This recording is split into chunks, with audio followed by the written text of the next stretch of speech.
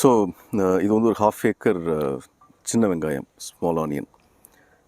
பொதுவாக வந்து சின்ன வெங்காயத்துக்கு நீங்கள் இந்த மாதிரி ரைஸ்டு பெட்டு பார்த்துருக்க வாய்ப்பு கம்மி. நாங்கள் வந்து வெஜிடபிளுக்கு எப்படி ரைஸ்டு பெட் பண்ணோமோ அதே ரைஸ்டு பெட் தான் இங்கேயும் பண்ணோம். 1 அடி ஹைட்டுக்கு ரைஸ் பண்ணோம். அதுக்கப்புறம் ஆப்வியஸ்லி மழை வரும்போது அந்த மண் கொஞ்சம் கொஞ்சமாக அரிச்சு இதில் மல்ச்சீட்டும் கிடையாது. அதனால் இந்த 1 அடிங்கிறது இப்போ பார்க்குறதுக்கு 1/2 அடி 3/4 அடி தான் இருக்குது. ஆக்சுவலாக 1 அடி போட்டால் தான் நமக்கு வந்து எஃபெக்டிவ் ஹைட் அவ்வளோ கிடைக்கும். ஸோ இதில் ஆனியனுக்கு வந்து இந்த ரைஸ்டு பெட் போடுறதுனால என்ன அட்வான்டேஜ்னால், ஆனியனோட அவுட்புட்டே மண்ணுக்கு கீழே தான் இருக்குது. ஸோ எனி கிராப் அதோட அவுட்புட் மண்ணுக்கு கீழே இருக்கக்கூடிய வெரைட்டி டைப் ஆஃப் கிராப் எதுவாக இருந்தாலும் அந்த மண்ணோட பொராசிட்டி ஆர் மண்ணோட லூஸ்னஸ் வந்து எவ்வளோ பெட்டராக இருக்குதோ அந்த அளவுக்கு அந்த அடியில் இருக்கக்கூடிய க்ரோத்து ஜாஸ்தி வரும். ஸோ இதில் வந்து நம்ம வழக்கமாக ஒரு 5-6 டன் ஈல்டு எடுக்கிறாங்க அப்படின்னா நம்ம வந்து ஹையஸ்ட்டாக ஒரு 14-15 டன்ஸ் வரைக்கும் பர் ஏக்கர் நம்ம இந்த ரைஸ்டு பெட் மெத்தடில் எடுக்கிறோம். பட் இருந்தாலும் இந்த ஃபீல்டில் அவ்வளோ எடுக்க முடியாது. ஏன்னா இந்த பெட்டு நம்ம போட்டது ஆனியனுக்குன்னு கிடையாது. இந்த பெட்டு வந்து ரெகுலர் வெஜிடபிளுக்குன்னு போட்டது. ஒரு சடன் சேஞ்ச் இன் பிளான், வெங்காயமும் நம்ம போட்டு காட்டுவோமே அப்படிங்கிறதுக்கு வேண்டி வெஜிடபிள் போட வேண்டிய பெட்டில் நம்ம வெங்காயம் போட்டோம். வெஜிடபிள் போடுற ஆக்சுவல் ப்ரிப்பரேஷன் வந்து bed with road row spacing இதை விட கம்மியாக இருக்கும். கரெக்டாக வந்து நம்ம ஒரு ஆள் நடந்து போகிற இடத்துக்கு விட்டுட்டு மீதி இமீடியட்டாக அடுத்த பெட் வந்திருக்கும். இப்போ நம்ம நிறைய ஸ்பேஸ் இருக்கிறதுனால கிட்டத்தட்ட 50% இங்கே நம்ம காய் ஊனதே கம்மியாக தான் ஊனிருக்கிறோம். அதனால் ப்ரொடக்டிவிட்டி இதில் வந்து கம்மியாக தான் இருக்கும். இது வந்து ஒரு டெமான்ஸ்ட்ரேஷனுக்கு ரைஸ்டு பெட்டில் எப்படி கல்டிவேட் பண்ணுறதுன்னு காட்டுறதுக்கு தான்.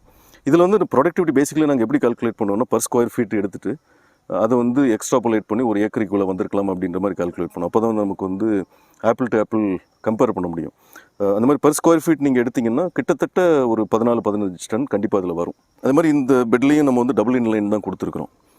இந்த டபுள் இன்லைன் கொடுத்தது காரணம் என்னென்னா, நீங்கள் திங்க் பண்ணி பார்த்தீங்கன்னா இந்த பெட்டோட டாப் விட்த் வந்து கிட்டத்தட்ட 2 அடி இருக்கும். இந்த தண்ணி வந்து 2 அடி அளவுக்கு ஈவனாக ஸ்ப்ரெட் ஆகிறதுக்கு வேண்டி தான் டபுள் இன்லைன் கொடுத்துருக்குறோம். ஸோ நீங்கள் வந்து இந்த பிளான்ட்டோடைய ஹைட்டெல்லாம் பார்த்தீங்கன்னா ஆல்மோஸ்ட் ஈவனாக இருக்கும். ஆல்மோஸ்ட் எல்லா இடத்துலையும் ஈவனாக இருக்கும். அதுக்கு காரணம் மாய்ஸ்சர் ஸ்ப்ரெட்டிங் வந்து என்டையர் பெட்டுக்கு ஈவனாக இருக்கிறதுனால தான் அந்த மாதிரி இருக்குது. இப்போ வந்து இந்த பனினால் டிப்பெல்லாம் கொஞ்சம் கருகிற பிரச்சனை இருக்குது.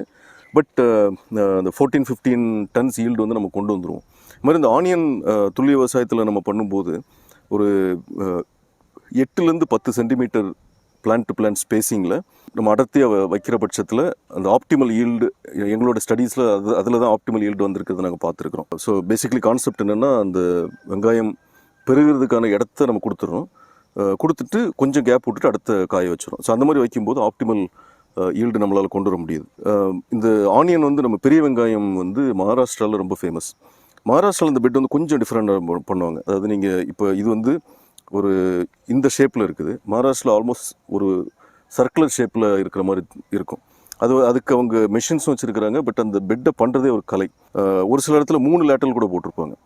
அப்போ அந்த பெட்டை வந்து பெருசாக பண்ணி அதில் 3 லேட்டரல் போட்டு சைட்லேருந்து எல்லா இடத்துலையும் அந்த ஆனியனை அவங்க பிளான்ட் பண்ணும்போது ஓவரால் ப்ரொடக்டிவிட்டி வந்து ஒரு சிலர் 18-19 டன்ஸ் வரைக்கும் அதில் பண்ணியிருக்கிறாங்க. 20க்கு மேலே பண்ணதாக நான் கேள்விப்பட்டிருக்கிறேன். நான் நேரில் பார்த்ததில்லை.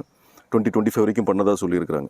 ஸோ இந்த ரைஸ்டு பெட், டபுள் இன்லைன், சரியான ஸ்பேஸிங் இதெல்லாம் நம்ம கரெக்டாக பண்ணுற பட்சத்தில் இதில் நான் சொன்ன மாதிரி இந்த ஸ்பேஸ் இவ்வளோ இருக்கக்கூடாது.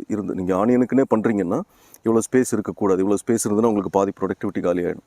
ஒரு சின்ன ஸ்பேஸிங் அதுக்கப்புறம் எடுத்துரும். இவ்வளோத்தையும் நம்ம வந்து கேர்ஃபுல்லாக பண்ணிவிட்டு ஏற்கனவே சொன்ன நீர் மேலாண்மை, உர மேலாண்மை இதெல்லாம் நம்ம வந்து துல்லியமாக பண்ணுற பட்சத்தில் ஏக்கருக்கு வந்து 14-15 டன்ஸ் அப்படிங்கிறது நம்ம தாராளமாக எடுத்துட முடியும்.